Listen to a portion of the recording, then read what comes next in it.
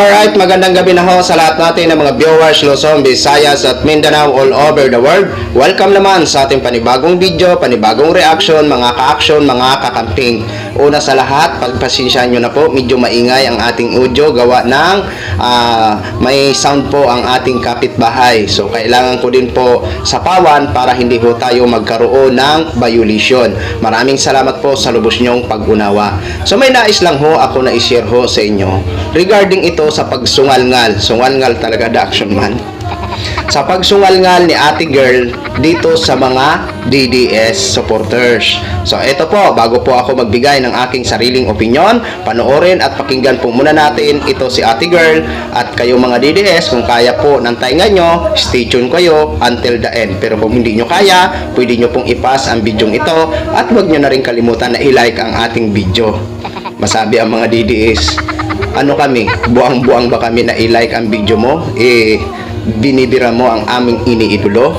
Binibira ho namin ang iniidolo nyo, pero nasa issue lang ho kami ha. Hindi ho kami gumagawa ng kwento para ikakasira ng inyong iniidolo.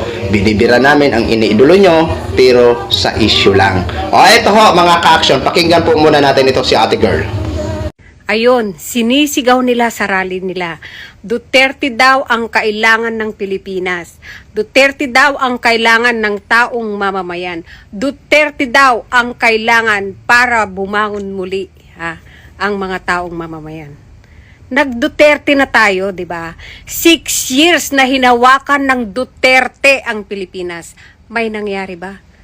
Paano nyo maipapaliwanag na Duterte nga ang kailangan ng Pilipinas? Nag-Duterte na tayo noon. Diba? Diba? Ipagsisigawan nyo na Duterte ang kailangan ng taong mamamayan. Nag-Duterte na tayo 6 years na nalugmok ang Pilipinas. Diba? Nung panahon ng Marcos ng Apong Lakay, ang ginhawa, ang ganda ng Pilipinas, ang daming naipatayo, ang daming napapakinabangan sa ginawa ng mga Marcos. At ngayon, nag-Marcos tayo, unti-unti na namang binabangon ni BBM ang Pilipinas. Tapos sasabihin yung Duterte na naman? Duterte? Maliwanag pa sa sikat ng araw na Marcos lang ang tunay na gumagawa sa bansang Pilipinas. Marcos lang ang may puso para sa mahihirap. Marcos ang nagpaganda sa bansang Pilipinas mula pa noon hanggang ngayon. Walang makakatalo sa Marcos.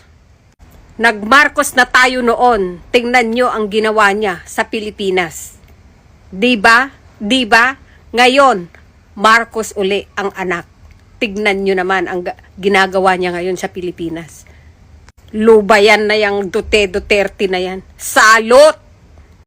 So yun na ho mga ka-action, mga kakamping no, napakinggan na ho natin si Ate Girl. Ang sakit naman sa tainga nung sinabi ni Ate Girl sa last part ng video niya. Ano yun? Para sa kanya, salot ang Duterte. Bad trip naman sa'yo Ate Girl ito mga DDS na ito sa sinabi mo dyan sa last part ng video mo. So, para sa akin mga ka-action, ang masasabi ko lang ho, noong mga panahon ni dating Pangulong President Marcos Sr., may mga ginawa ho talaga siya na kung saan ay napapikinabangan pa ng taong bayan. Diba? Buhay pa ang iba na kanyang mga ginawa noong mga panahon ni dating President Marcos Sr. Diba? Kaso nga lang, napababa po siya sa kanyang pwesto bilang isang presidente, di ba? So balik ho tayo sa kanyang ginawa, no? Ano ba itong mga ginawa ni dating Marcos Sr. na hanggang ngayon ay buhay pa? Like for example, tingnan nyo baga yung tulay ng San Juanico Bridge, di ba? Napakahaba po niyan. O ilang dekada na ang nagdaan pero nandyan pa rin ang San Juanico Bridge na kung saan ay pinapakinabangan pa rin ng ating mga kababayan at ng mga motorista na dumadaan. 'Di ba? At tama po yan, sabi ni Ate Girl. Nagkaroon na ng presidente na Duterte. 'Di ba? Nasubukan na ho natin ang kanyang pagserbisyo niya sa bayan. 'Di ba?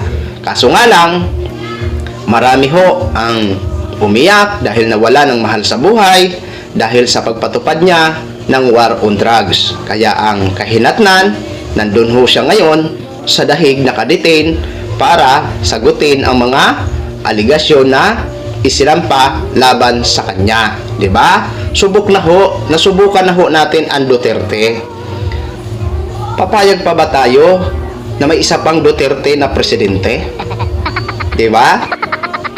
Noong mga panahon ni dating Pangulong Duterte, may pagbabago ba ang Pilipinas? Mayroon. Dahil hindi naman ako ipokrito o bulag o bingi na hindi ko nakita ang kanyang ginawa. Yes, may ginawa din po siya para sa bayan. Hindi nga lang siya naging perpekto. Pero kung sabihin natin noong mga panahon ni dating Pangulong Duterte, masagana ang buhay, hindi ako maniniwala. Hindi ako maniniwala mga ka-action. Di ba? Hindi ako maniniwala na naging maganda ang buhay ng mga Pilipino noong mga panahon ni dating Pangulong Duterte. Di ba? Noong panahon ni dating Pangulong Duterte, alam ni dating Pangulong Duterte na may corruption.